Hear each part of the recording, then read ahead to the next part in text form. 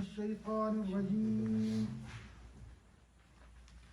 بسم الله الرحمن الرحيم.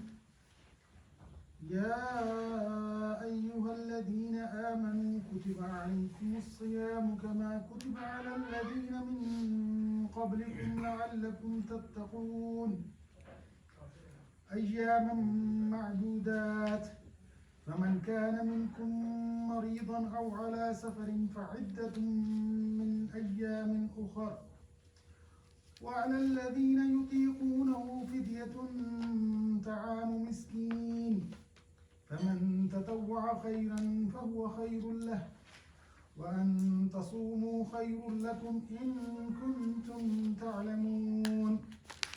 شهر رمضان الذي أنزل فيه القرآن هدى للناس وبينات من الهدى والفرقان فمن شهد منكم الشهر فليصمه ومن كان مريضا أو على سفر فعدة من أيام أخر يريد الله بكم اليسر ولا يريد بكم العسر ولتكملوا العدة ولتكبروا الله على ما هداكم ولعلكم تشكرون. وإذا سألك عبادي عني فإني قريب أجيب دعوة الداعي إذا دعاني فليستجيبوا لي وليؤمنوا بي لعلهم يرشدون. أحل لكم ليلة الصيام الرفث إلى نسائكم هن لباس لكم وأنتم لباس لهن علم الله أنكم كنتم تختانون أنفسكم فتاب عليكم وعفى عنكم فالآن باشروهن وابتغوا ما كتب الله لكم وكلوا واشربوا حتى يتبين لكم الخيط الأبيض من الخيط الأسود من الفجر ثم أتموا الصيام إلى الليل ولا تباشروهن وأنتم عاكفون في المساجد تلك حدود الله فلا تقربوها كذلك يبين الله آياته للناس لعلهم يتقون. ولا تأكلوا أموالكم بينكم بالباطل وتدلوا بها إلى الحكام لتأكلوا فريقا من أموال الناس بالإثم وأنتم تعلمون. يسألونك عن الأهلة قل هي مواقيت للناس والحج وليس البر بأن تأتوا البيوت من ظهورها ولكن البر من اتقى وأتوا البيوت من أبوابها واتقوا الله لعلكم تفلحون. وقاتلوا في سبيل الله الذين يقاتلونكم ولا تعتدوا إن الله لا يحب المعتدين. واقتلوهم حيث ثقفتموهم وأخرجوهم من حيث أخرجوكم والفتنة أشد من القتل ولا تقاتلوهم عند المسجد الحرام حتى يقاتلوكم فيه فإن قاتلوكم فاقتلوهم كذلك جزاء الكافرين فإن انتهوا فإن الله غفور رحيم. صدق الله العظيم. ترجمہ سورۃ البقرہ آیت نمبر 183 سے 192. شروع اللہ کے نام سے جو بڑا مہربان نہایت رحم کرنے والا ہے. اے ایمان والو، تم پر روزے فرض کر دیے گئے جس طرح تم سے پہلے امتوں پر فرض کیے گئے تھے تاکہ تم پرہیزگار بن جاؤ. یہ روزے چند مقررہ دنوں کے ہیں. اگر تم میں سے کوئی بیمار یا سفر میں ہو تو دوسرے دنوں میں اتنی ہی تعداد پوری کر لے. جو لوگ روزے کی طاقت رکھتے ہوں مگر نہ رکھیں تو وہ فدیہ دیں جو ایک محتاج کا کھانا ہے. پھر جو اپنی خوشی سے کچھ زیادہ بھلائی کرے تو یہ اسی کے لیے بہتر ہے. لیکن اگر تم سمجھو تو تمہارے لیے یہی بہتر ہے کہ تم روزہ رکھو. رمضان وہ مہینہ ہے جس میں قرآن نازل کیا گیا جو نوع انسانی کے لیے ہدایت ہے. اور رہنمائی کی واضح نشانیاں اور حق و باطل میں فیصلہ کرنے والا ہے۔ اس لیے تم میں سے جو کوئی اس مہینے میں موجود ہو اس پر روزہ لازم ہے۔ جو کوئی مریض ہو یا سفر پر ہو تو دوسرے دنوں میں روزوں کی تعداد پوری کرے۔ اللہ تمہارے ساتھ نرمی کرنا چاہتا ہے، تمہارے ساتھ سختی کرنا نہیں چاہتا، تاکہ تم روزوں کی تعداد پوری کر سکو۔ اور جو ہدایت تمہیں دی گئی اس پر اللہ تعالیٰ کی بزرگی بیان کرو اور اس کا شکر کرو۔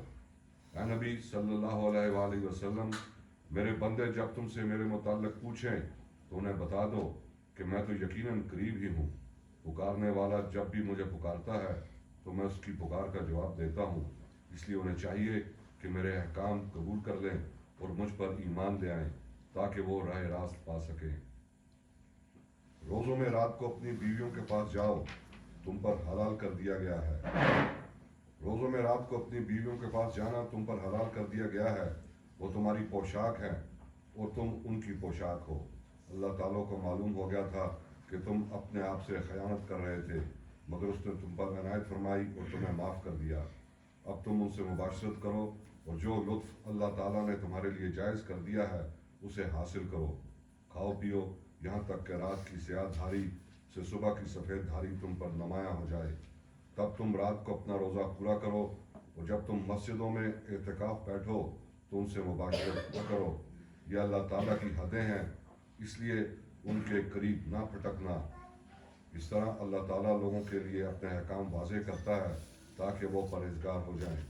ایک دوسرے کا مال آپس میں ناحق طور پر مت کھاؤ، نہ انہیں رشوتاً حاکموں کے سامنے اس غرض سے پیش کرو کہ لوگوں کے مال کا کوئی حصہ تم بھی ناحق اور قصداً کھا جاؤ۔ وہ تم سے چاند کی صورتوں کے متعلق پوچھتے ہیں، کہو یہ لوگوں کے لیے تاریخوں کا تعین اور حج کی علامتیں ہیں۔ یہ تو کوئی نیکی نہیں کہ تم گھروں میں ان کی پچھلی طرف سے داخل ہوتے ہو، بلکہ نیکی تو یہ ہے کہ انسان برائی سے بچے۔ تم گھروں میں ان کے دروازوں سے ہی آیا کرو، اللہ تعالیٰ سے ڈرتے رہو تاکہ تم فلاح پاؤ۔ تم ان لوگوں سے اللہ تعالیٰ کی راہ میں لڑو جو تم سے لڑتے ہیں، مگر زیادتی نہ کرنا، بے شک اللہ تعالیٰ زیادتی کرنے والوں کو پسند نہیں کرتا۔ جہاں بھی تم انہیں پاؤ ان سے لڑو اور انہیں نکال باہر کرو جہاں سے انہوں نے تمہیں نکالا ہے۔ فتنہ قتل سے بھی سخت تر ہے۔ مسجد حرام کے قریب ان سے نہ لڑو جب تک کہ وہ تم سے خود وہاں نہ لڑیں۔ اگر وہ تم سے لڑنے پر اتر آئیں تو تم بھی انہیں مارو، ایسے کافروں کی یہی سزا ہے۔ پھر اگر وہ باز آ جائیں تو اللہ تعالیٰ معاف فرمانے والا، رحم فرمانے والا ہے۔ صدق اللہ۔ اعوذ باللہ من الشیطان الرجیم، بسم اللہ الرحمن الرحیم۔ آیت نمبر 183 پہ ہم نے پچھلے درس میں بھی تفصیلاً اس پہ بات ہوئی، اور اس سے پچھلے میں بھی، پچھلے سے پچھلے میں تو چونکہ آخری آیات تھیں تو کم ہوئی، تو پچھلے میں اور اس میں زیادہ ہمارا جو پچھلے درس تھا اس میں اس کے جو روزے کا بنیادی مقصد ہے جس کے بارے میں کہا گیا کہ لعلکم، اس سے امید ہے، توقع ہے کہ تمہارے اندر تقویٰ پیدا ہوگا، تو اس پر زیادہ گفتگو رہی ہے۔ تو اس پہ مزید کوئی اضافہ کوئی کرنا چاہیں، اس کے حوالے سے کوئی بات رکھنا چاہیں تو اس پہ ہو سکتی ہے، آپ کوئی اس پہ بات کرنا چاہے کوئی بھی۔ لعلکم تتقون، یہ اس پہ زیادہ ہماری گفتگو رہی ہے پچھلے درس میں۔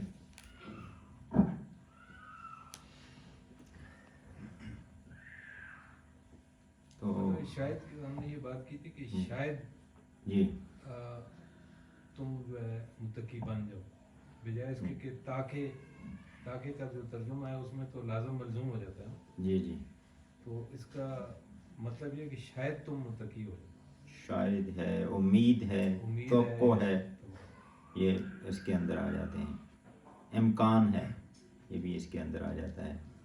تو مطلب یہ ہے کہ لازم نہیں ہے کہ ہر روزہ رکھنے والا متقی بن جائے گا، اور ہمارے معاشرے کے اندر تو عموماً کیفیت بھی یہی ہے کہ اس پہ متقی ہر ایک بنتا نہیں ہے۔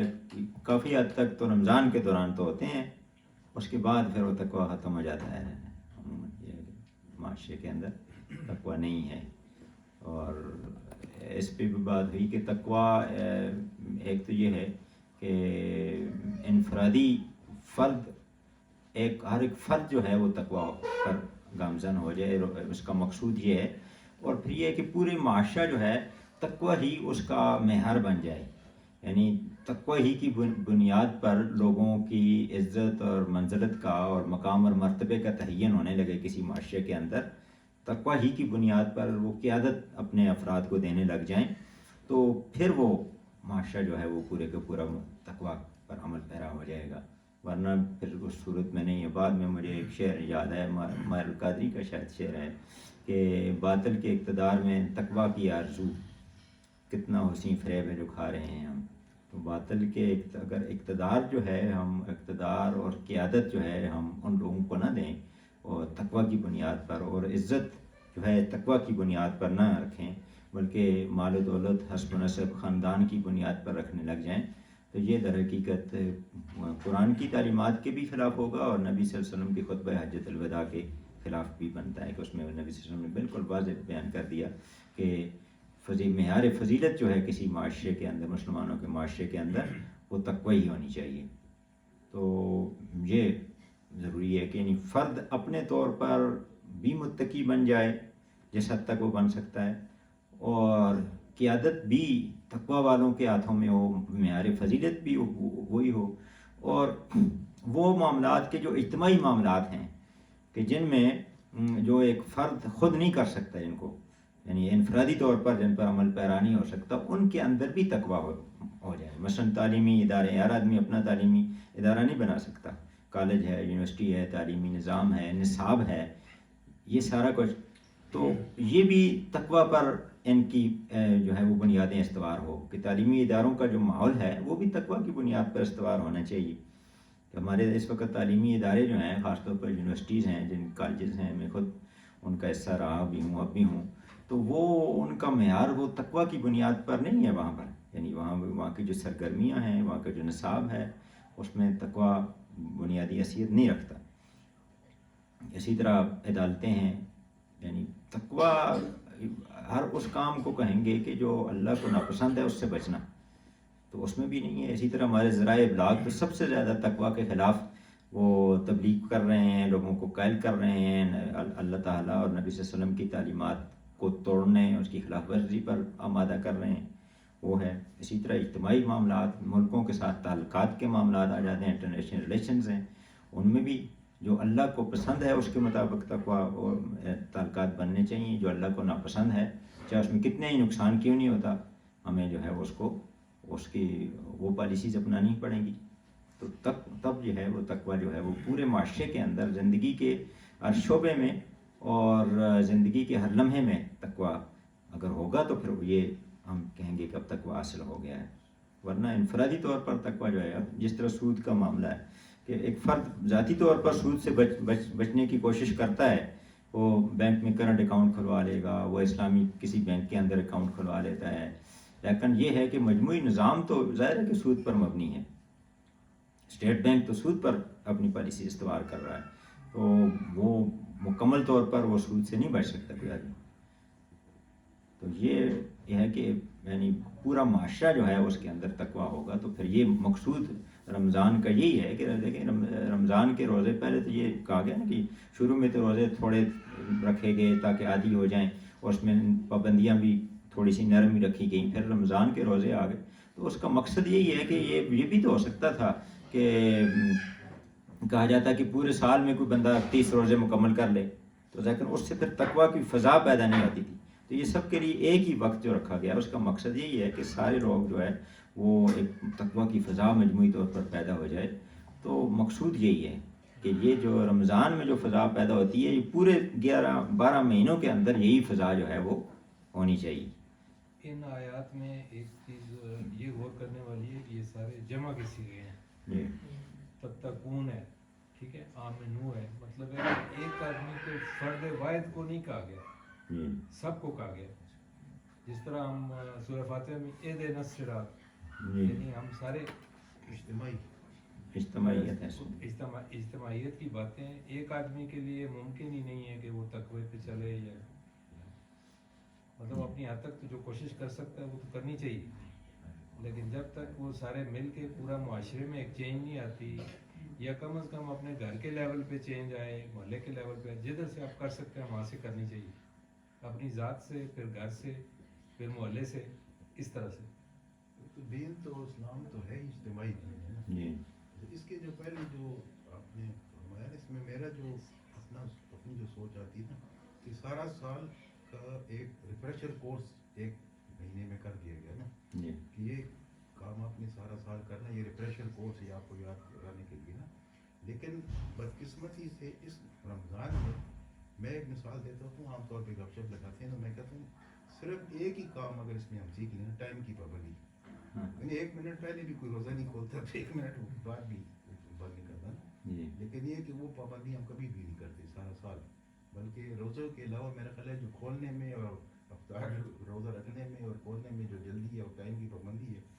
تو بلکہ میں نے ایک دفعہ اسلام آباد میں رمضان میں گیا ہوا تو افطاری کا ٹائم ہو گیا, وہ ادھر ایک بڑا اس زمانے کا مشہور ریسٹورینٹ تھا, بیگاز ریسٹورینٹ. اوپر گیا تو ادھر یہ جو افغانی پارسیوان ہیں ان کی شادی تھی وہاں پہ رمضان میں. وہ سارے لوگ ٹائپ پہ آئے ہوئے تھے, مطلب افطاری کرنی تھی نا انہوں نے, روزہ رکھا ہوا تھا. تو میں نے کہا یہ شادیاں بھی رمضان میں ہونی چاہیے.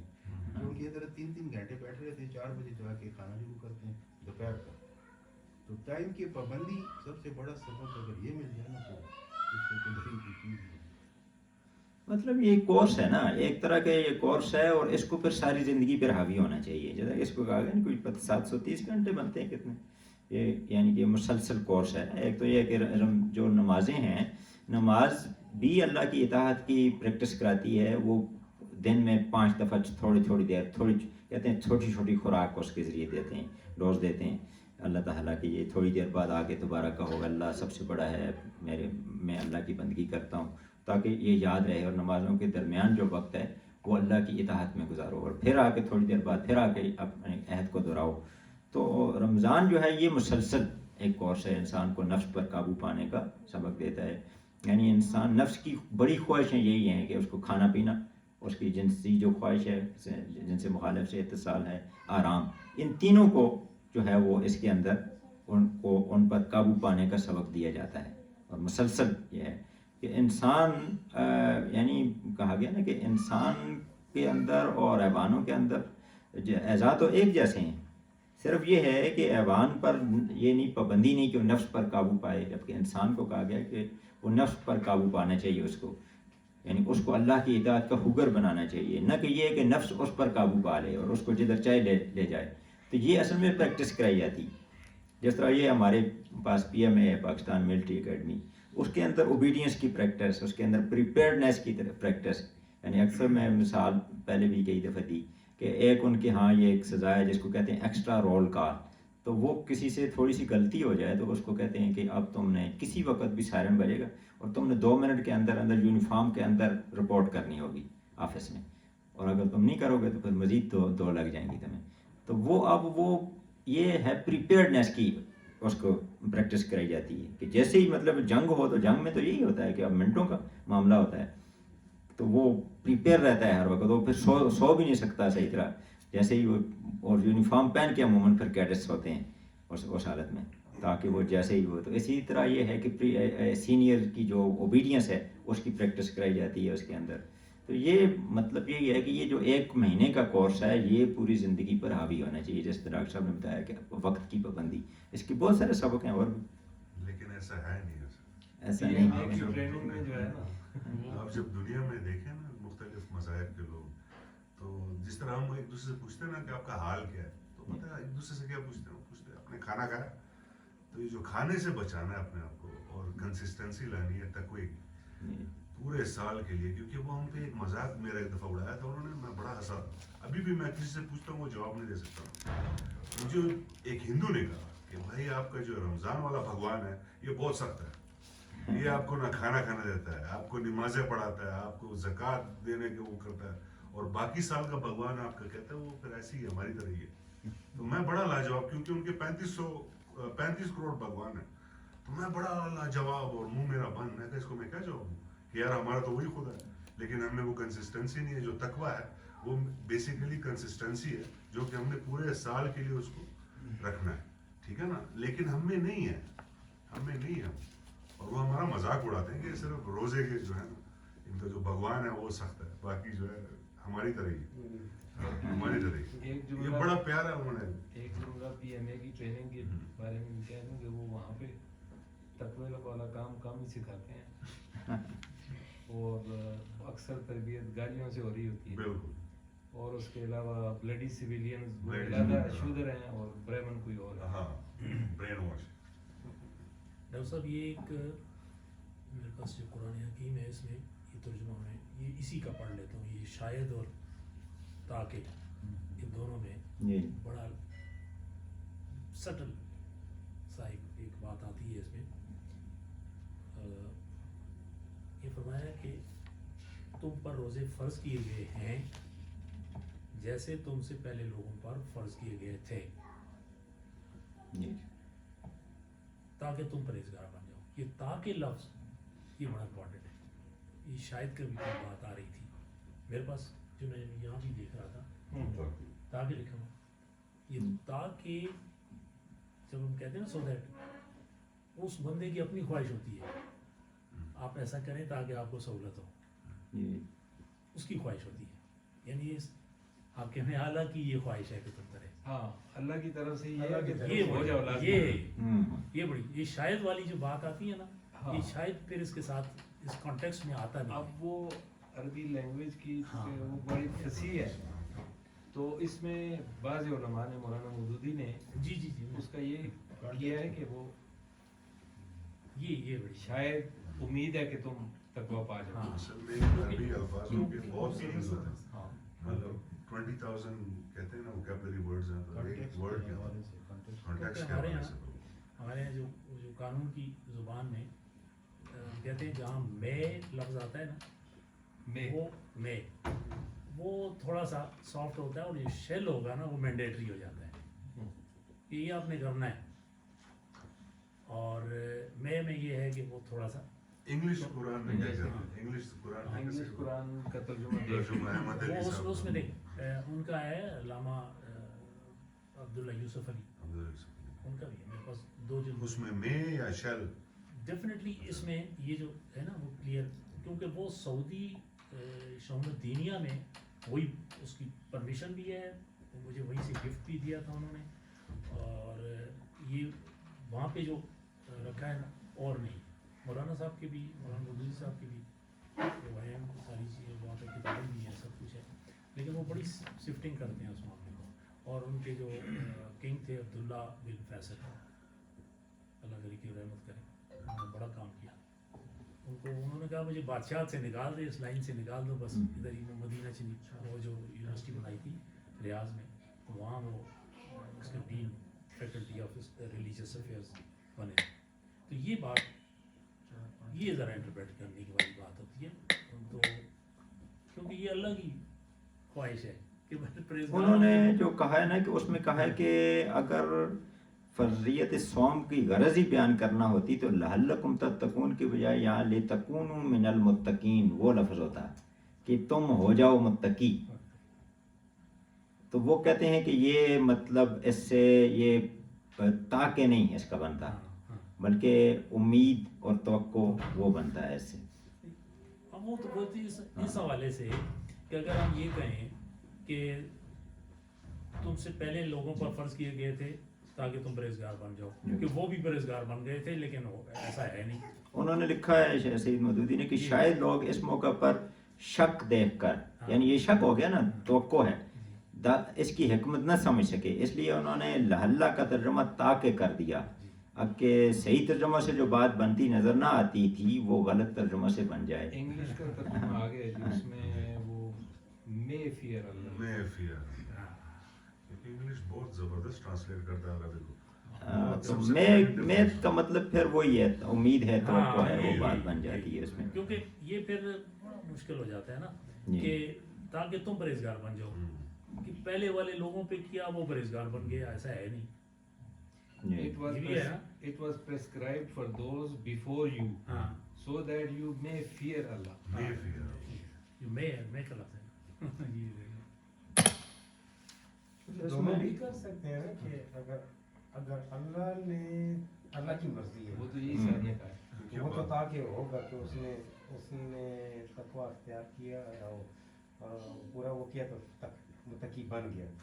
और मैं भी हो सकता है कि ये इसमें अपनी मर्जी से इसमें कुछ पूरी उसकी तरीके से अगर तकवे से अगर ये कैसे कहते हैं ना रोज़ा मुकम्मल किया या जो उसके मकसूद है, सिर्फ रोज़ा ही तो नहीं है, खाना पीना बंद नहीं है ना जी उसके हर साथ बुराई, तो सारे कर अगर पूरा हो गया तो इसका अपना फ़ायदा है कि ये तक होना।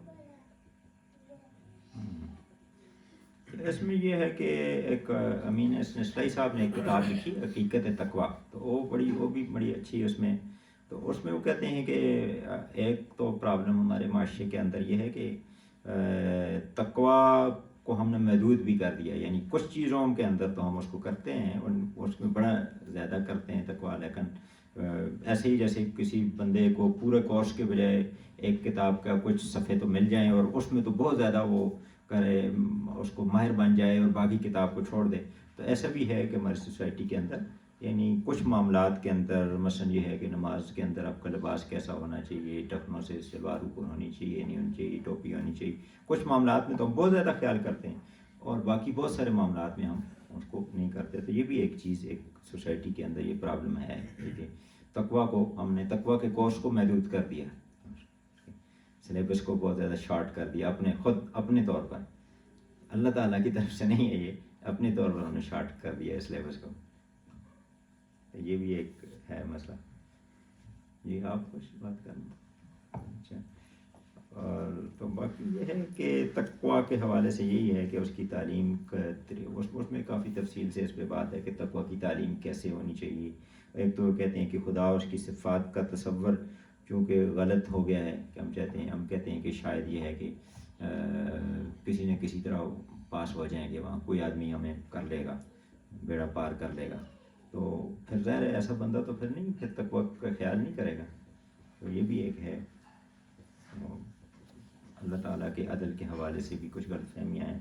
तो इस तरह बहुत सारे मामलात हैं कि जिनमें हकीकी फ़हम नहीं है, जिस वजह से तकवा जिन लोगों के अंदर है भी है, यानी कोई बड़ी तादाद तो वो है ना कि जो तकवा का ख्याल करते ही नहीं, लेकिन एक वो तादाद भी है कि जो तकवा के बारे में बड़ी मोहतात है, लेकिन उनमें भी एक वो लोग के जो तकवा का ख्याल करते हैं वो भी उन्होंने सिलेबस शॉर्ट कर दिया उसका तकवा का, तो वो उसी में फिर तकवा इख्तियार करते हैं, बाकी मामलात में नहीं करते। और आगे चलते हैं फिर या कोई ठीक है।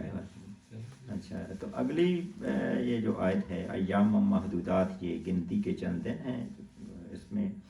और आगे फिर फमन कान मिनकुम को मरीज़न अव अला सफ़रन फ़इद्दतुम मिन अय्यामिन उख़र, कि जो तुम में से मरीज़ हो या सफ़र पर हो वो बाद में गिनती पूरी कर ले।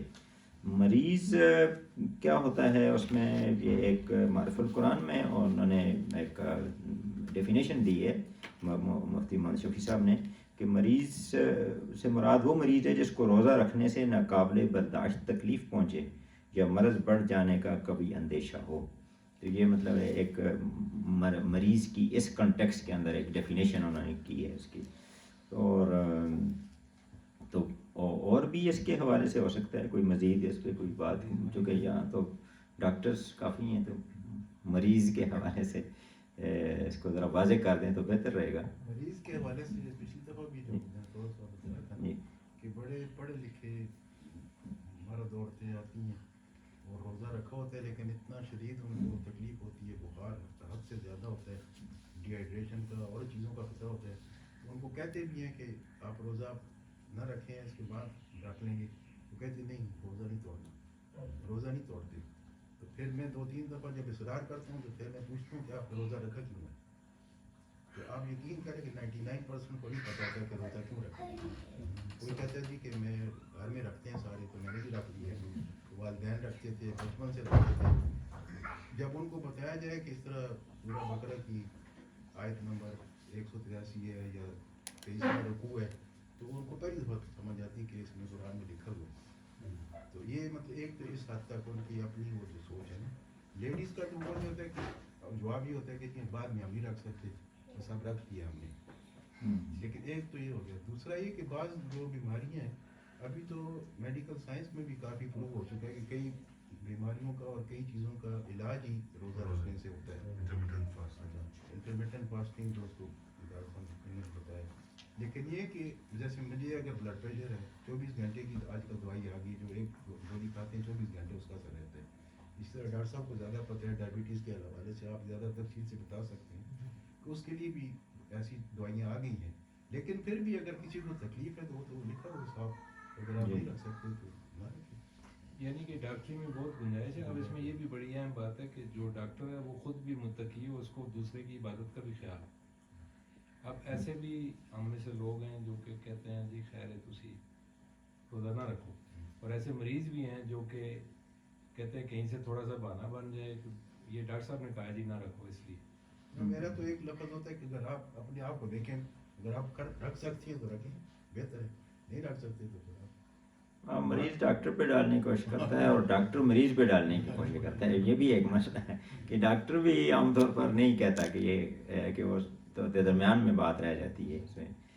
डॉक्टर का काम है कि वो मरीज़ को उसकी इबादत में फैसिलिटेट करे, दखलअंदाजी ना करें।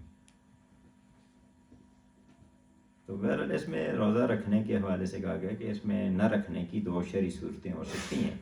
एक तो ये है कि रोज़ा न रखना, और एक ये है कि रोज़ा रख कर तोड़ देना। दोनों सूरतों में है कि अगर रोज़ा रख कर तोड़ने की सूरत तो ये हो सकती है कि वो रोज़ा उसने रखा हुआ है और फिर बीमार हो जाता है, और अगर रोज़ा नहीं तोड़ेगा तो ये उसकी जान खतरे में है या बीमारी बहुत ज़्यादा शदीद हो जाएगी। और रोज़ा न रखने की सूरत तो एक तो ये है कि वो उस वक़्त बीमार हो उन दिनों में, और दूसरी सूरत ये हो सकती है कि ये वो बीमारी से शफायाब तो हो गया हो, लेकिन ये है कि अगर रखेगा तो दोबारा उसको वो मर्ज़ हो सकता है। तो ये भी इसमें सूरत हो सकती है। जैसे कोरोना के दिनों में जब मरीज ठीक भी हो गए थे, लेकिन इतनी शदीद कमज़ोरी होती है कि वो उठ नहीं सकते, बैठ भी नहीं सकते, 2 मिनट बैठने पे लेट जाते। मेरे ऊपर वो है ना, तो उस वक्त अगर रोज़ा रखेगा तो भी जाती है। आपको पहले अपने जिस्म की हिफाजत भी करनी, ये भी तो आपके ऊपर फर्ज है ना, एक अमानत है आपका, ये जो बॉडी है आपकी अमानत है, इसको आपने ठीक तरह वापस करना है, उसके लिए भी आपने सोचना है। डॉक्टर्स ने वाकई कुर्बानी दी। गुर्दों के मरीज़ के हवाले से क्या है उसमें? जी? गुर्दों के जो मरीज़ होते हैं उनके भी मेजॉरिटी जो है वो रोज़ा रख सकते हैं, लेकिन वो ख़ास प्रॉब्लम है, मसलन कहीं पथरी फंसी हुई है या पानी बहुत ज़्यादा पीना ज़रूरी है बाज़ कंडीशंस में, उसमें आराम से अलाउ कर सकते हैं। उसमें भी एक बड़ा इंटरेस्टिंग मेरा पेशेंट था, वो तबलीगी जमात का था, उसको गुर्दे का शदीद दर्द था और पथरी थी जो निकलना चाहती थी। रमज़ान आ गया तो मुझे कहते हैं क्या करूँ, मैंने कहा बेहतर है पानी ज़्यादा पियो ताकि निकले। उसने कहा मैं तो रोज़ा रखूँ। उसने 3-4 रोज़े के बाद कहते जो मेरी पथरी निकल गई। मैं सोचते रहे कि यार कैसे निकली होगी, क्यों, वजह क्या है। तो रफ सा मुझे एक जहन में ख्याल आया कि जैसे ये ड्रेनेज के पाइप नहीं होते घरों में लगे होते जो पानी ड्रेन करते हैं छतों का, अगर इनको आप पानी डालते हैं तो वो उसी तरह म्यूकस से लगे रहते बीच में, लेकिन अगर इनको छोड़ दें सूख जाते हैं तो पेपड़ी बन के मिल जाते हैं।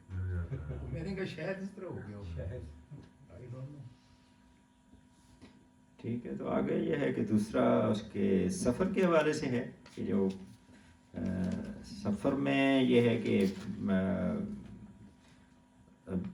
मतलब ये है कि सफ़र का तो इसमें कह दिया गया कि रियायत तो दे दी गई, लेकिन ये है कि इसमें रखना ना रखना जो है ये इसकी इख्तियार दिया गया है।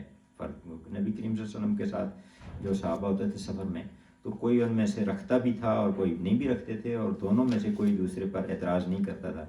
इस तरह नबी सल्लल्लाहु अलैहि वसल्लम का अपना तर्ज़ अमल भी यही था कि कभी आपने रखा है कभी नहीं रखा है, और वो उसमें एक फ़र्द को अपनी कंडीशन को देखना चाहिए कि किस तरह की कंडीशन है। और मसलन एक दफ़ा नबी करीम सल्लल्लाहु अलैहि वसल्लम के सामने एक फ़र्द ने रोज़ा रखा हुआ था और बदहाल होकर वो गिर गया, तो नबी सल्लल्लाहु अलैहि वसल्लम ने फरमाया कि ये नेकी नहीं है, कि ये इस तरह है।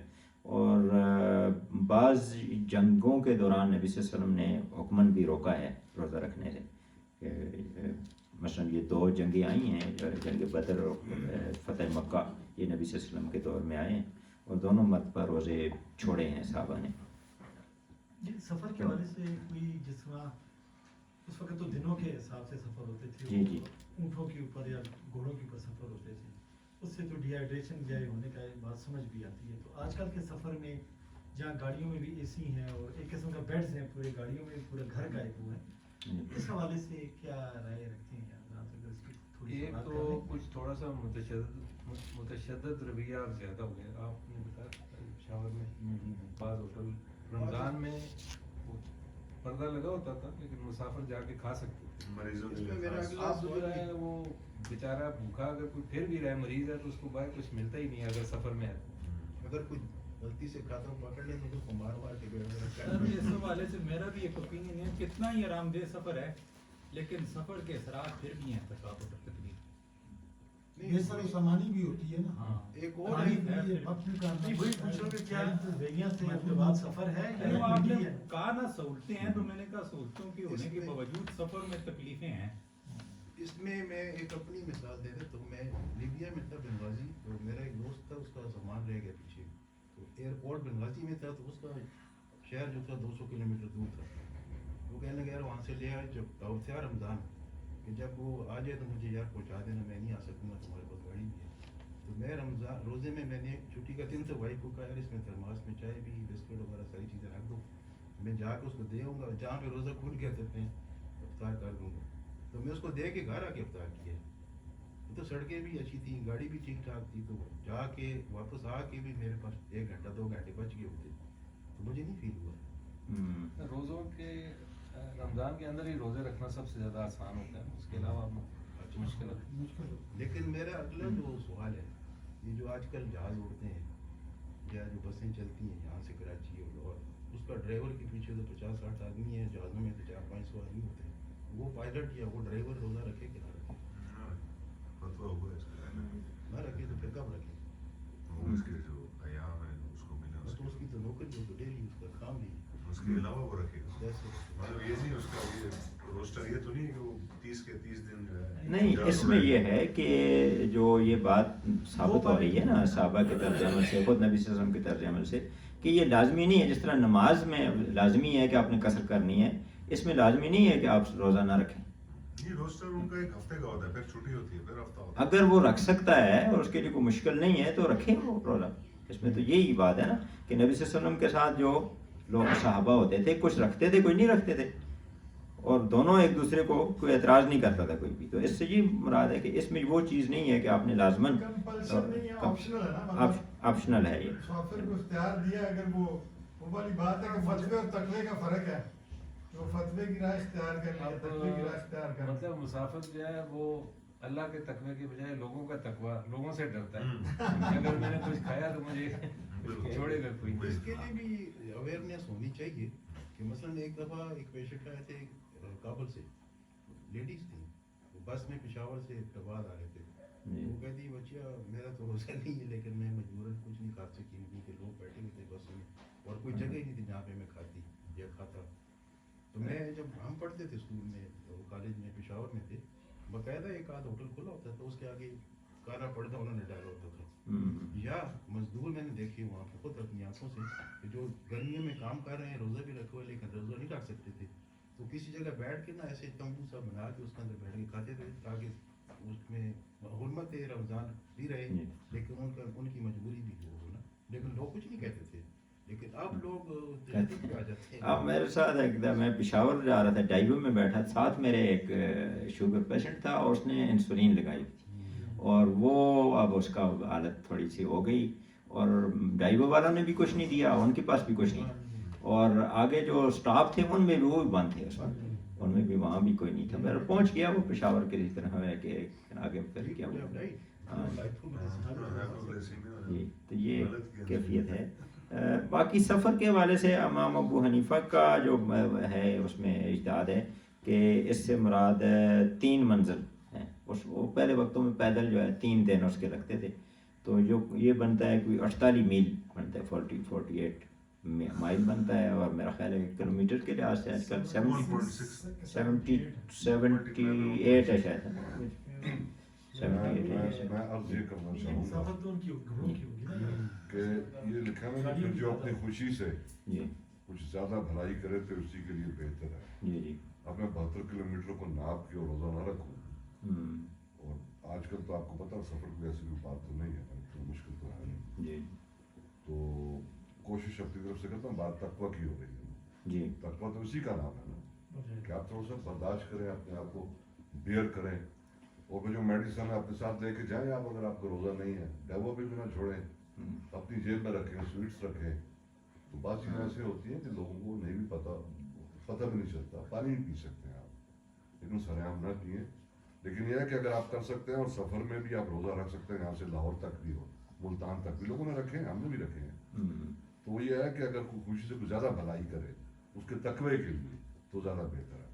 तो एक्सक्यूज़ अगर हम रखना शुरू हो जाएंगे तो फिर तो सफ़र के मतलब सैयद मौदूदी ने इस हवाले से थोड़ा सा उसमें उन्होंने फ्लेक्सिबल रखा है उसको। वो कहते हैं कि जिस मुसाफत पर उर्फ़ आम में सफ़र का इतलाक़ होता है और जिसमें मुसाफराना हालत इंसान पर तारी होती है तो वो उसको सफ़र कहेंगे। यानी एक लिहाज से उन्होंने फ़र्द को अपना जज खुद बना दिया है कि वो इसके अंदर फ्लेक्सिबिलिटी थोड़ी सी रखी अपना ठीक जी। हकीकत है भी ये कि मैं अपना फैसला खुद बेहतर अंदाज में कर सकता हूँ कि मुझे बीमारी कितनी है, मैं रोज़ा रख सकता हूँ कि नहीं रख सकता।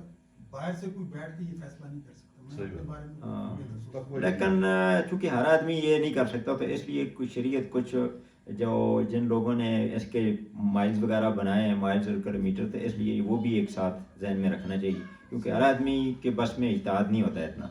48 किलोमीटर उसका 48 माइल्स जो है उसका 77 किलोमीटर 77 में बनता है। अच्छा, इधर ये भी हुआ कि ये आयात तो जो रोज़ेदार है उनको एड्रेस कर रही है ना। यहाँ पे ये भी कहीं नहीं लिखा हुआ कि डॉक्टर फैसला करेगा। खुद ही फैसला करना। अच्छा, उसमें यह है कि मुसाफिर जो है ना, मुसाफिर की मेरी टर्मिनोलॉजी कुछ और है। आजकल किसी भी जगह आप स्टे करते हैं, रास्ते में जा रहे हैं, पूरे जीटी रोड पे है, पूरे मोटर रोड पे है, वो बने हुए हैं ना जगह। मुसाफरी वाला काम तो आजकल खत्म हो गया। होटल में भी स्टे करें उस वक्त किधर सारे बंद होते हैं रमजान में। उन्हें सर शहरी की बात करो, शहरी तो टाइमिंग पर भी फर्क पड़ जाता है ना। आप किसी ऐसी जगह पे जाते हैं, आपको नहीं पता अगला स्टाफ कहाँ पे है, सहरी का टाइम हो गया तो आपकी सहरी मिस हो जाएगी। सर गूगल मैप लगाया, ये वैसे वाली बात है। गूगल मैप सबको बताता है। ये सिर्फ गूगल वालों के लिए, वो उनके लिए भी है जो बेचारे मिस्कीन है जो बस में बैठे हैं। बस मतलब इसमें तो बुनियादी बात यही है ना कि आदमी अपनी सहूलत को देखे, मद्देनजर रखे उस चीज़ को। उसमें इजाज़त है कि वो रख सकता है, रखे आसानी से, उसमें कोई मसला नहीं है। उसमें कुछ चीज़ें जानबूझ के भी आयात में गुंजाइश अल्लाह पाक छोड़ देते हैं।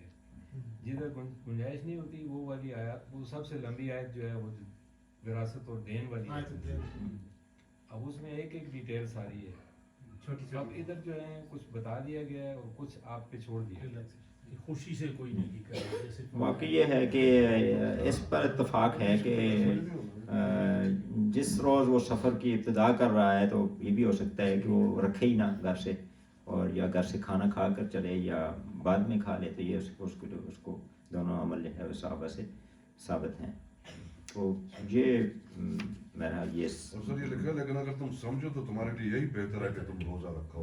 जी वो इसमें अगली जो आयत है ना उसके अलल्लज़ीन युतीकूनहु, कि जो ताकत रखते हों और फिर भी ना रखें, तो ये उनके लिए एक मिस्कीन का फिदिया है। इस पर बात हुई है काफ़ी पिछले दर्स में कि इससे मुराद यही ली गई है कि रमज़ान के रोज़े फ़र्ज़ होने से पहले की ये आयत है।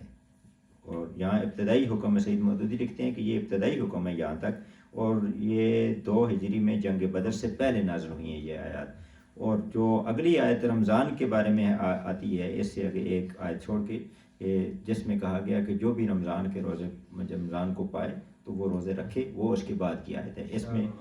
इसमें बेशतर मुफस्सिरीन का उसके अंदर यही इस पर इत्तफाक है कि ये जो रुखसत है ये बाद में मनसूख हो गई, अगली जो रमज़ान के रोज़ों के हवाले से जो बात है।